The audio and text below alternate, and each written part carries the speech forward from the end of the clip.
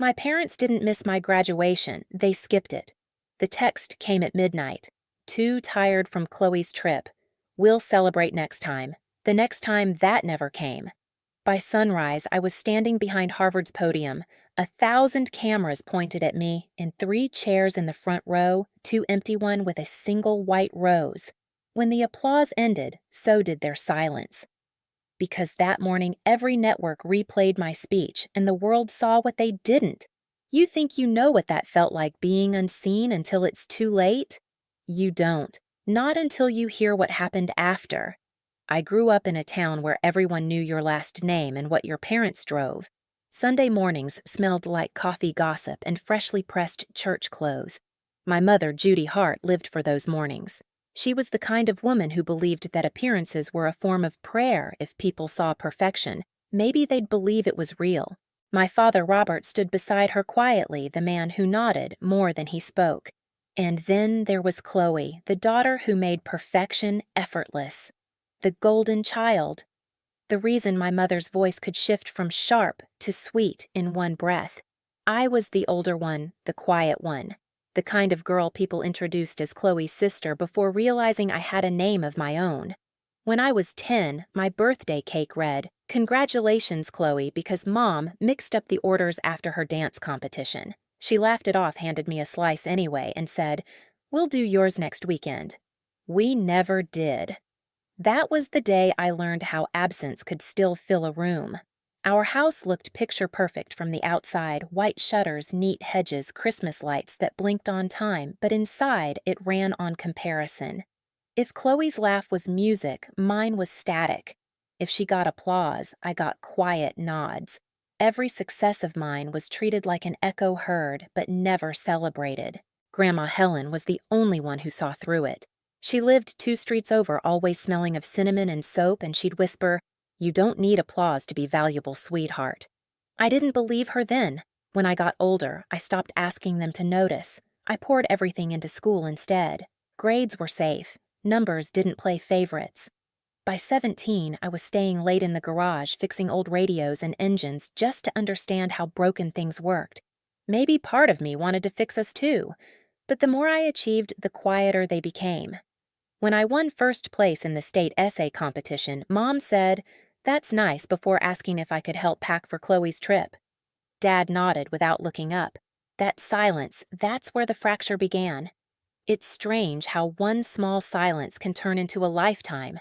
I didn't realize it back then, but every "that's nice," every empty seat was preparing me for something bigger, something that would make their silence impossible to ignore. Harvard was everything my small town wasn't: loud, brilliant, alive. For the first time, I didn't have to explain myself to anyone. The cobblestone paths, the smell of coffee from the Science Center cafe, the hum of laptops at midnight, it all felt like belonging. But even in that new world, their silence followed me. The first semester, I emailed my parents a photo of the campus me in front of Widener Library red scarf, beaming. Mom replied 3 days later, "Pretty place Chloe's dance coach just got her a new gig in New York." "Isn't that exciting?" Dad added a thumbs-up emoji. That was it. "No, we're proud. No, how are you?" Just a reminder that I was still orbiting around someone else's light. By junior year, I stopped sending photos. Success felt hollow when the people you wanted to see it most refused to look. Still, I kept pushing. I got a research assistant position under Dean Alvarez, a woman who believed in impact over prestige. She taught me that data wasn't just numbers. It was people's lives translated into patterns. "You have a voice, Zoe," she told me once. "You just speak it through logic." That line stuck. While other students planned weekend trips, I spent nights at the library scanning old medical bills and community health records for our project. Rows of numbers glowed on my laptop, evidence of inequality, proof that silence kills more than words ever could. Every file I opened reminded me of home, of how easy it was for people to look away when something didn't affect them directly. Then came the email. "Congratulations. You've been nominated as valedictorian of the class of 2024. I stared at the screen for a long time. For once, I wanted to share the moment, to hear my parents say something that sounded like love. So I called. No answer. I texted. Hours passed. Finally, Mom replied, "Sorry, honey. We're in Italy with Chloe for her law internship, so proud of both our girls both." That one word hit harder than any insult, both as if I was an afterthought in my own victory. That night, Maya found me sitting on the dorm steps with the phone still in my hand. "You good?" she asked. I nodded, lying. Inside, something was breaking quietly. 2 weeks later, I got another message, short, almost casual. "Too tired from Chloe's trip. We'll celebrate next time." I read it twice, then typed back, "Rest well." It wasn't bitterness. It was the end of asking. The night I sent that text, "Rest well," I didn't cry. I didn't even get angry. I just sat there in the quiet hum of my dorm room, watching the light from the Charles River flicker against the wall. Somewhere between exhaustion and clarity, I realized I'd been chasing ghosts my whole life, people who were never going to show up no matter how loud I succeeded. That was the collapse. But it was also the beginning of something else. The next morning, I went to the commencement office and requested 3 family seats. The woman at the desk asked will all guests be attending. I smiled. "Yes," I said. "One for my grandmother, one for my best friend, and one left blank." On the card in neat handwriting, I wrote, "Reserved for who shows up." Maya looked at me like I'd lost it when I told her. "That's poetic," she said, half laughing. I shrugged. "It's honest." In the days that followed, I threw myself into my speech. I stayed up until dawn in Widener Library, scribbling lines across old notes and coffee-stained napkins. I didn't want to sound perfect, I wanted to sound true. I wrote about every student who had worked 2 jobs, who studied in empty dorms during the holidays, who learned that silence can be survival until it becomes strength. I wrote about how sometimes the people who should clap for you are the ones who taught you to perform without applause. When Dean Alvarez read the draft, she didn't say a word at first. Then she looked up, eyes glinting. "You realize this isn't just a speech," she said. "It's a reckoning." By the time graduation week arrived, campus buzzed with joy and farewells. Students posed under the arches, parents carried bouquets and cameras. I kept my head down, my speech folded neatly inside my folder. Grandma Helen arrived the night before, her pale blue coat smelling faintly of lavender. She took my hands and said, "You don't have to prove anything, Zoe. Just speak."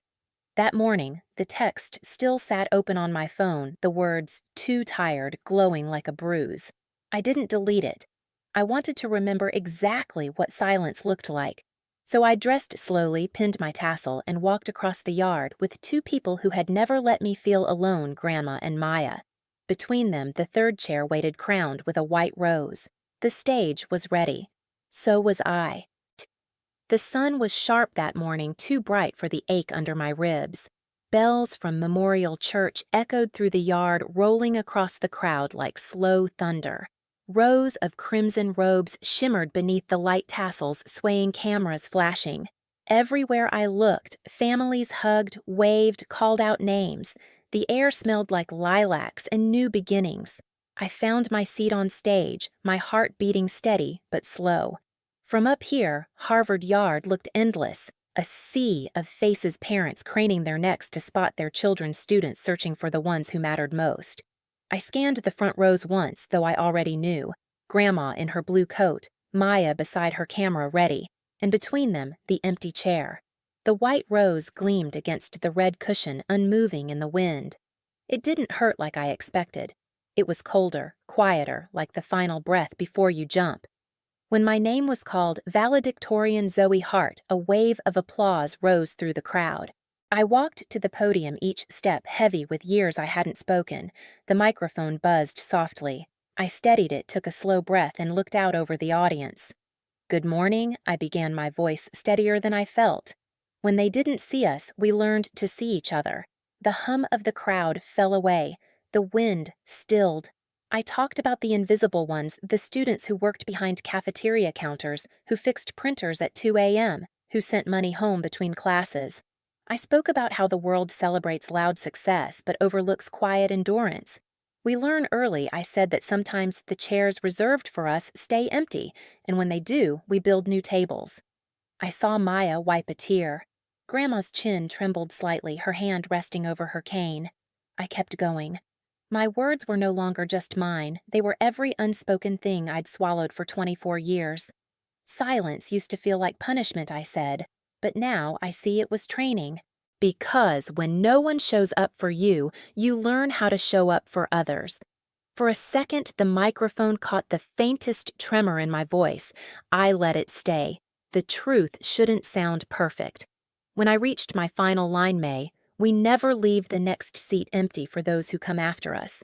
The applause started soft, then swelled until it roared through the yard. Students rose, professors stood. The orchestra began again, violins lifting like wings. Through it all, I looked back at the front row. Grandma stood hands clasped to her chest. Maya was crying openly now, camera forgotten in her lap. And that empty chair, still and quiet, glowed in the sunlight, the white rose catching the breeze like a small flag of surrender. It didn't feel like revenge. It felt like release. The ceremony blurred after that cap's flying laughter, echoing flashes going off like starlight. But the moment stayed frozen in amber. The photo that later went viral captured at me at the podium, sunlight on my face, one empty chair and a rose in the frame. By the time I reached the reception hall, my phone was already buzzing, notifications stacked faster than I could read, mentions, reposts, headlines. Harvard valedictorian delivers viral speech about absence and resilience. The empty chair heard around the world. I scrolled once, twice, then stopped when the screen lit up with the one name I hadn't saved, but could never forget Mom. Then Dad, then Chloe. Call after call, message after message. Mom. Why didn't you tell us everyone's asking why we weren't there? Dad, you made it sound like we abandoned you. Do you know how this looks, Chloe? Nice job making us the villains, Zoe. Congrats, I guess. For a moment, I just stared at the screen, the buzz vibrating through my palm. Then I pressed mute and set the phone face down on the table. Across from me, Maya watched silently. Not answering, she asked. I shook my head. They already said enough. That night back in my apartment, the city lights flickered against the window. Grandma sat on the couch, newspaper in hand, the photo already on the front page. You didn't embarrass them, she said gently. You revealed them. Her words settled deep in my chest. By morning, the story had gone national. Emails flooded in, fellow students, strangers, journalists, even a TED curator asking if I'd consider expanding the speech. Hashtags trended. Chow the empty chair. Chow build your own seat. I didn't know whether to laugh or cry. Then another text came from Mom. We need to talk. This has gone too far. I stared at it, the irony twisting in my chest. Now they wanted to talk. Now that the world was listening. Grandma glanced over. Let them come to you, she said simply. So I did. I sent one message: dinner tomorrow. Cambridge. No guests. 7 p.m. No explanations, no apologies. Just an invitation to face what they'd ignored for years. They showed up late. Of course they did. The knock was hesitant, the kind that comes from guilt disguised as politeness. My father entered first, stiff in his jacket. My mother followed, clutching her purse like it might protect her from the truth. Chloe trailed behind, mascara, flawless eyes darting between us. The table was small set for 4. Soup bread, nothing fancy. I'd placed a small wooden sign beside the spare chair. For who shows up? Mom broke the silence first. You humiliated us, Zoe. Her voice cracked between pride and panic. The neighbors saw the video. Do you know how it feels to have everyone think we abandoned you? I met her eyes. You didn't need the world to tell you that. You already knew. Dad tried to soften it. You could have told us you were valedictorian. We'd have come. Would you? I asked quietly.